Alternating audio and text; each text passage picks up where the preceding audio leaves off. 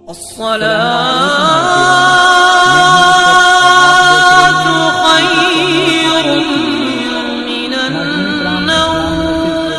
ضابطہ حیات ہے بلکہ اس کی تعلیمات انتہائی مکمل اور جامع ہیں۔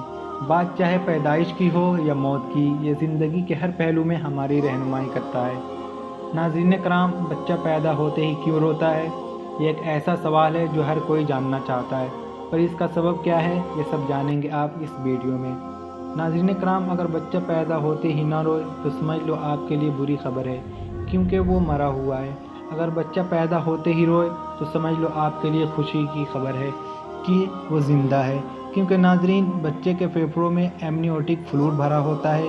یہ وہ پانی ہوتا ہے جو ماں کے پیٹ میں بچوں کو محفوظ رکھتا ہے، جو پھیپھڑوں میں آکسیجن کی چینجنگ میں روک بنا ہوتا ہے۔ اس لیے اس پانی کو پھیپھڑوں سے نکالنے کے لیے ضروری ہے کہ بچہ زور سے چلائے۔ بچے کے چلانے کی وجہ سے ایمنیوٹک فلوئڈ کا پانی پھیپھڑوں سے نکل جاتا ہے اور بچہ سانس لینے کے قابل ہو جاتا ہے۔ اور اگر بچہ نہ روئے تو اس پانی کے پھیپھڑوں میں ہونے کی وجہ سے اور آکسیجن نہ ملنے کی وجہ سے موت بھی ہو سکتی ہے۔ ناظرین کرام، آئیے جانتے ہیں اسلام کیا کہتا ہے اس بارے میں کہ بچہ پیدا ہوتے ہی کیوں روتا ہے۔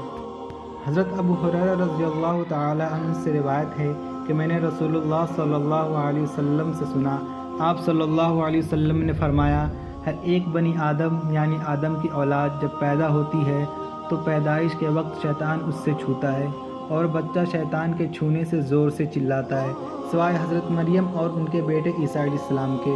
پھر حضرت ابو ہریرہ رضی اللہ تعالی عنہ بیان کرتے ہیں کہ اس کی وجہ مریم علیہ السلام کی ماں کی دعا ہے۔ سورہ آل عمران آیت نمبر 36 میں ارشاد ہوتا ہے، اے اللہ، میں مریم اور اس کی اولاد کی شیطان مردود سے تیری پناہ میں دیتی ہوں۔ اس لیے ناظرین، جب بچہ پیدا ہو جائے تو فوراً اس کے کان میں اذان پڑھنی چاہیے۔ حضرت حسن بن علی رضی اللہ تعالی عنہ بیان کرتے ہیں کہ رسول اللہ صلی اللہ علیہ وسلم نے بیان فرمایا، جس کے یہاں بچہ پیدا ہو تو وہ اس کے دائیں کان میں اذان اور بائیں کان میں اقامت پڑھے۔ ناظرین کرام، آج سے پہلے علماء کرام نے اس کے بارے میں جو حکمتیں بیان فرمائی ہیں وہ یہ ہیں کہ اذان کے کلمات سے شیطان بھاگ جاتا ہے، جس کی وجہ سے بچہ اس کے شر سے محفوظ رہتا ہے۔ اس کے علاوہ اس میں یہ بھی مسئلہ بیان کیا جاتا ہے کہ بچے کے دنیا میں آتے ہی جو اس کو دعوت ملے وہ عقیدہ توحید، عقیدہ رسالت اور نماز کی دعوت ہو۔ اللہ تعالی ہم سب کو دین اسلام پڑھنے اور سمجھنے کی توفیق عطا فرمائے، آمین ثم آمین۔ دوستو، آج کا یہ ویڈیو آپ کو پسند آیا ہوگا، اس کو لائک کریں اور زیادہ سے زیادہ شیئر کر کے ہماری حوصلہ افزائی فرمائیں، اور مزید ویڈیو پانے کے لیے ہمارے چینل کو سبسکرائب کریں۔